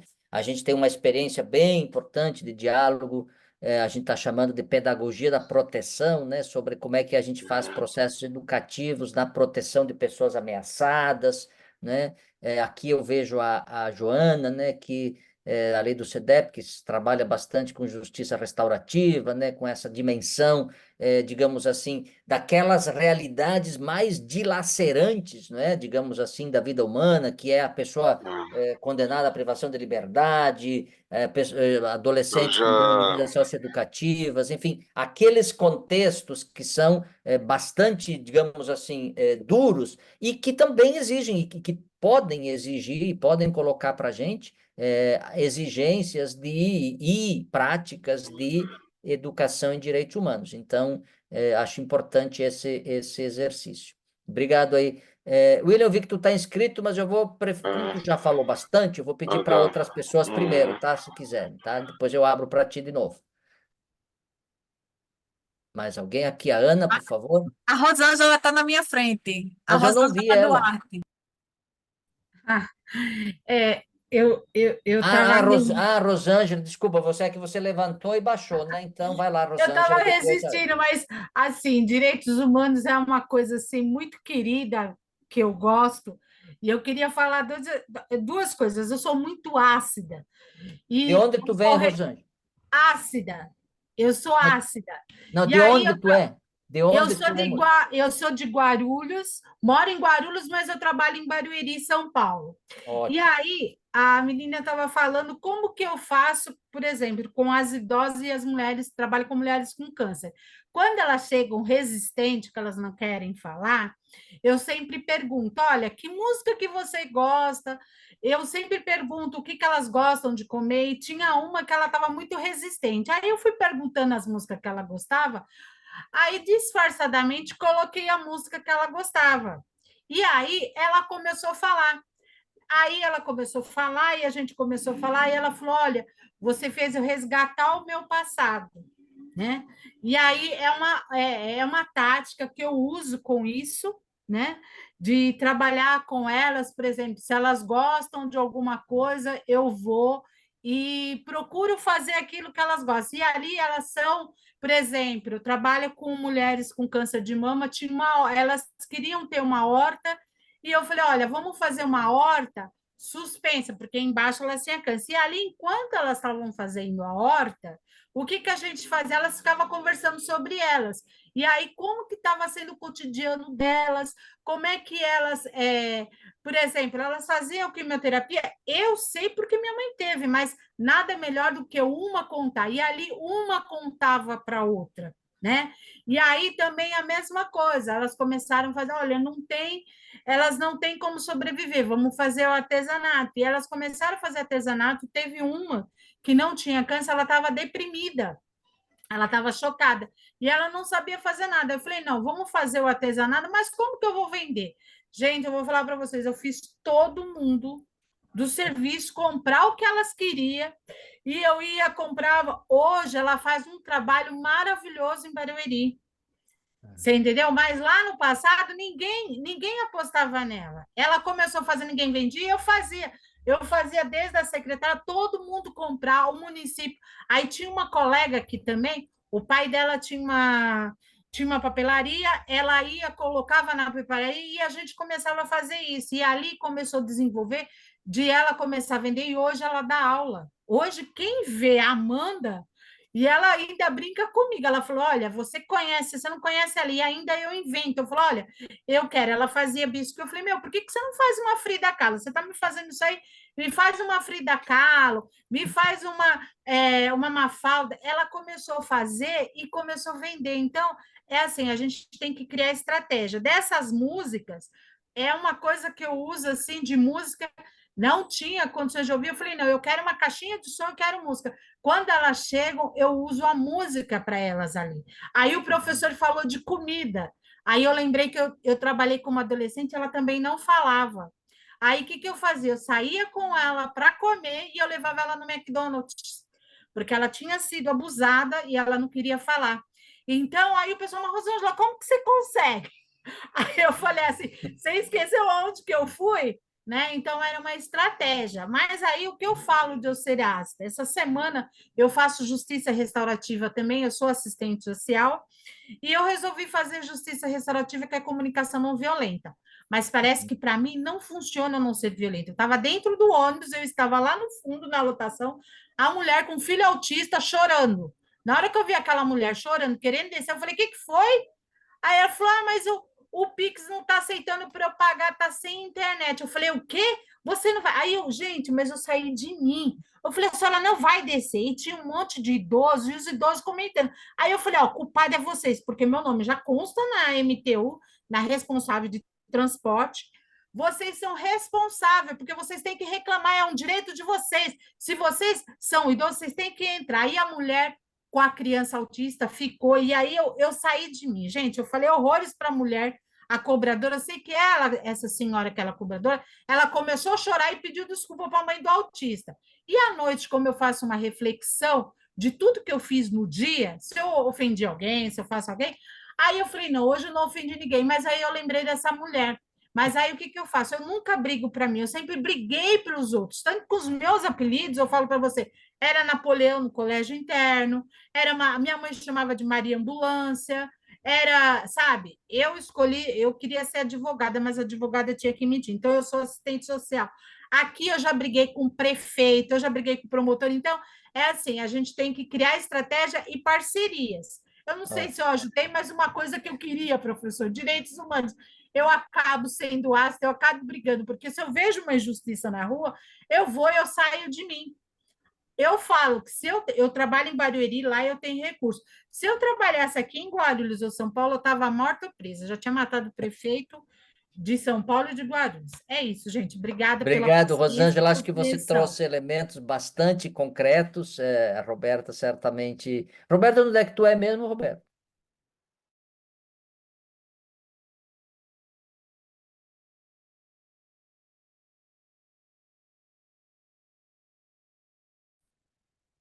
Ah, tá bom. Ela usou o termo estratégias. Gente, a educação popular se faz também com estratégias, mas não no sentido de estratégia naquele sentido ruim, assim, não, eu vou usar isso como, não, é parte do processo educativo, são estratégias pedagógicas, é isso que ela falou, ou seja, a gente tem uma gama infinita de possibilidades para a gente poder lançar mão nos processos educativos. Vocês todos já devem conhecer algum tipo de expressão religiosa, né? Quase todas as religiões têm no elemento comida e no elemento arte subsídios centrais da sua atividade ritual. Claro, cada uma com a sua variação, mas e a educação é um ritual, é uma dinâmica. Então a gente às vezes quer transformar a educação numa conversa chata e horrorosa. Assim, muito bem, a gente pode e deve às vezes, precisa de fazer conversa chata, mas não precisa só isso, né?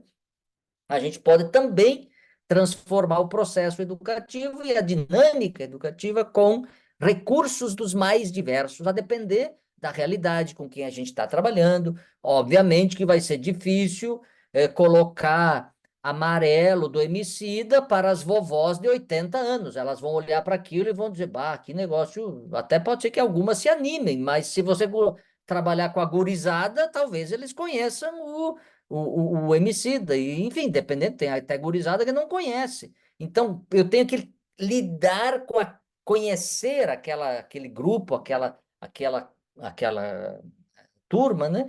E acho que você trabalhou um outro elemento fundamental para o processo educativo, que eu chamei de amorosidade, mas você chamou de afeto, né? A gente, a gente, no processo educativo, uma das coisas mais importantes é que a gente mobiliza afetos, produz circuitos afetivos, dinâmicas que vão. A palavra afeto é isso, né? Afetar, tocar, movimentar os outros. Então, se a gente não conseguir afetar, né, produzir essas dinâmicas, a gente não educa. Então, por isso eu acho que quer dizer, eu acho que a Bell Hooks foi a que melhor entendeu essa parte do Paulo Freire, né? E a gente ainda não entendeu direito, acho que esse é um desafio para nós na educação popular. Eu acabei de receber hoje à tarde um convite de uma revista que trabalha educação e direitos humanos, me provocando para escrever 3 páginas sobre a amorosidade na educação popular. Não sei nem por onde começar. Mas, enfim, vou enfrentar esse desafio porque acho que é uma questão fundamental assim para a gente construir como processo político, não como despolitização, não porque as pessoas porque é amorosidade, é afeto, então despolitiza. Não, né? Um dos maiores pensadores modernos, é chamado Spinoza, que era um filho de português morando em Amsterdã, que exatamente estudou isso e vai mostrar que se a gente não mobilizar os afetos, a gente não faz política, muito pelo contrário, né? Ninguém faz política triste, a gente faz política alegre. E a alegria é um afeto, assim como a tristeza. Então, essa dinâmica, eu diria assim. Aliás, sugiro, se alguém quer fazer uma boa leitura de literatura, leia O Segredo de Spinoza, um livro incrível, escrito por um. Tá aqui o livro, ó, fantástico. O autor é do Moçambique e escreve em português de Portugal, faz questão, inclusive, mas vale a pena conhecer a biografia de uma grande figura que exatamente nos quer mobilizar os afetos, mas temos tempo para mais a Ana, eu acho, porque também o horário, o Cronos é cruel, né? Já foi embora. Depois, se o William quiser ainda um complemento que ele tinha pedido, vai lá, Ana, querida. Maceió, pelo que eu vi. Exatamente, estou aqui falando, estou com saudade de até mandar um cheiro aí para a Joana. É, eu sou advogada e zero de educação popular, então fui entender um pouco de educação popular por conta do CEDEB, por conta da Justiça Restaurativa. Na pandemia, fiz um monte de curso, tudo que ofereciam de educação popular, de Paulo Freire, eu arrochei estudar, ter contato, MST e por aí vai. E aí eu fiquei ouvindo a Rosângela lá dizendo que ela é braba, que ela é isso, que ela é não sei o quê. Então imagina a gente do direito que a gente não quer ser feliz, mas quer ter razão o tempo inteiro.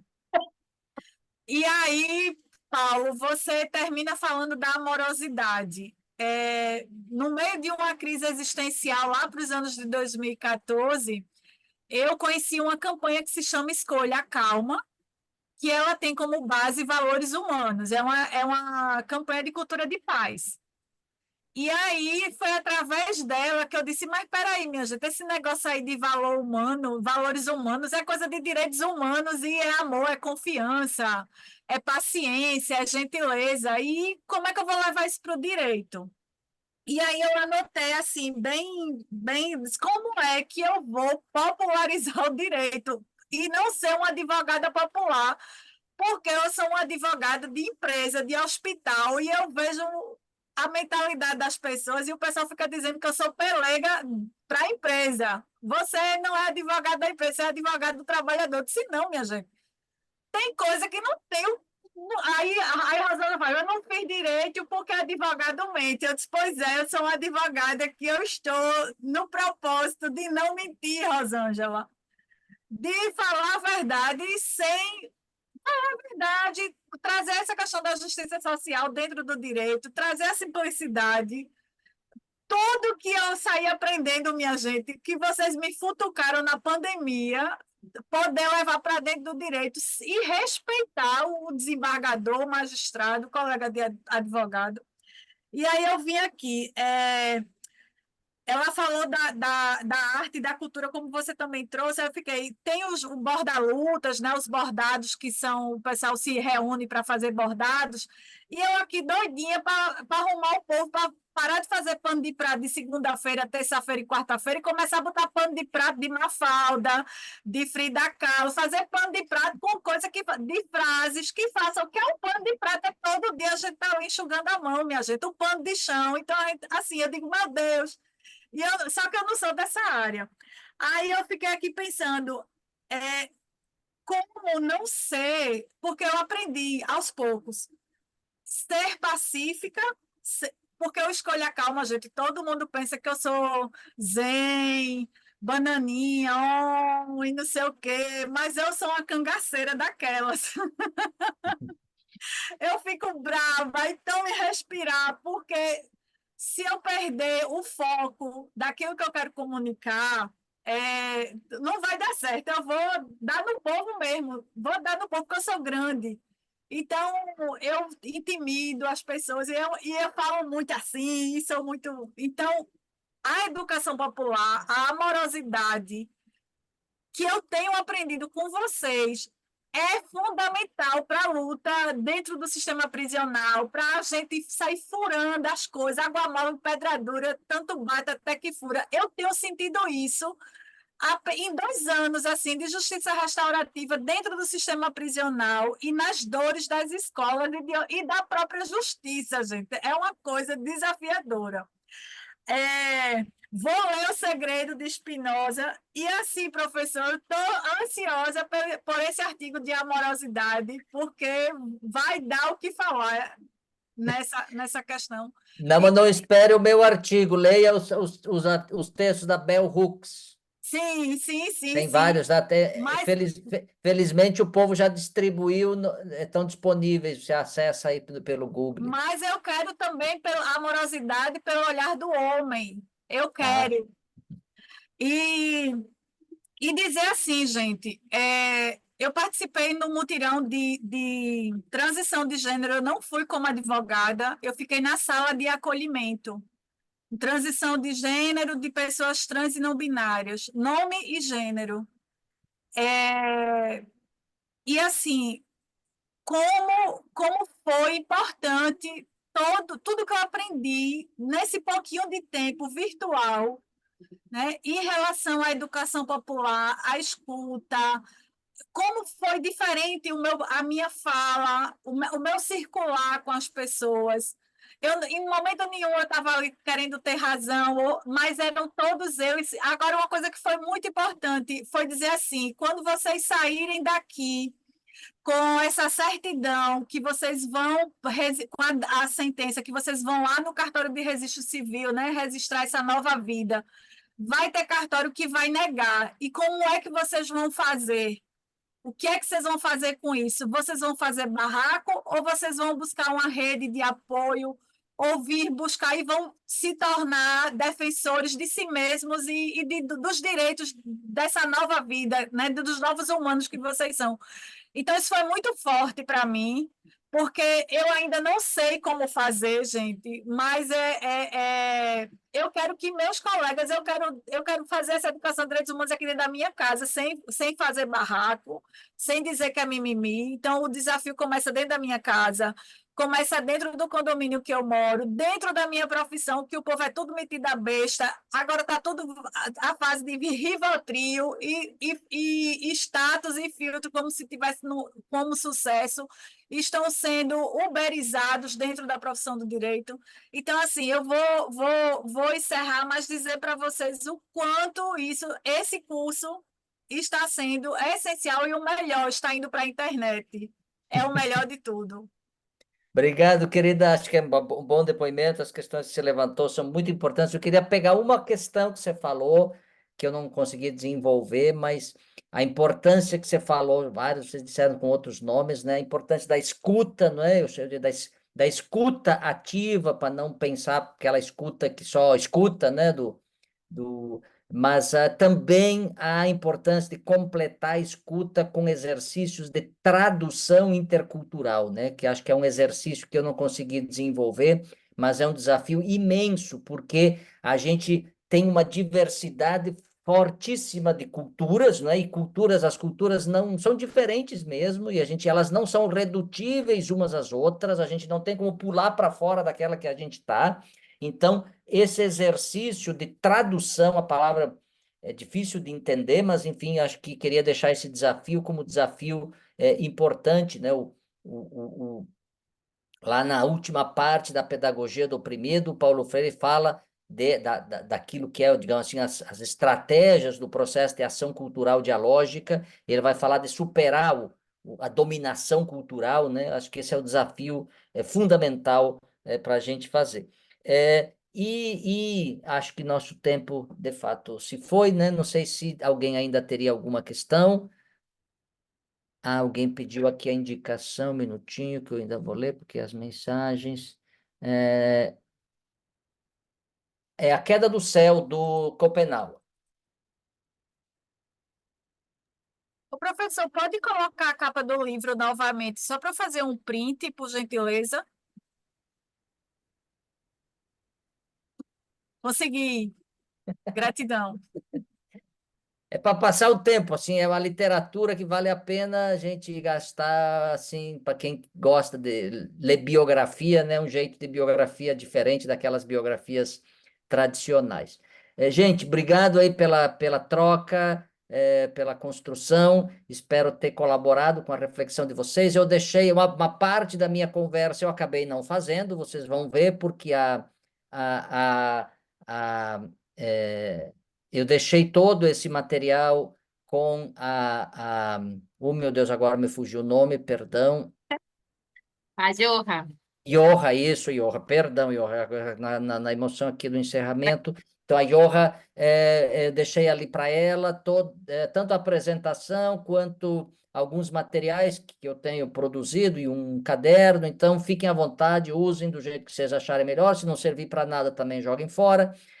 Mas o importante é vocês, acho, seguirem nesse exercício de aprendizagem, de construção de conhecimento, aproveitando essas tecnologias que nos aproximam de um jeito. Eu tive a honra de coordenar um trabalho em plena pandemia de sistematização de práticas de educação popular pelas telas de computador. Então, é um trabalho que eu não mandei para vocês, mas eu posso mandar. São 10 experiências de movimentos sociais sistematizadas de como se fez educação popular, que foi uma das coisas que a gente aprendeu na pandemia e que a gente agora segue também exercitando. Os limites, enfim. Então, eu vou mandar aí depois para a Joha também, se ela quiser fazer chegar a vocês, fique à vontade, é uma Por sistematização. favor, pode mandar. Valeu, gente, um beijo, boa noite, obrigado. Obrigada a Obrigada, você. Paulo. Obrigado, Boa gente. noite. gente. Tchau, Boa tchau. noite. Até a próxima. Obrigada, boa noite. Tchau. Tchau, Boa tchau. noite a todos. Doutor Paulo, obrigado aí por essa aula magnífica. Boa Obrigada, noite. gente. Um Boa momento. noite a Boa todos noite. e ao Valeu. professor Paulo. Boa noite. Boa noite.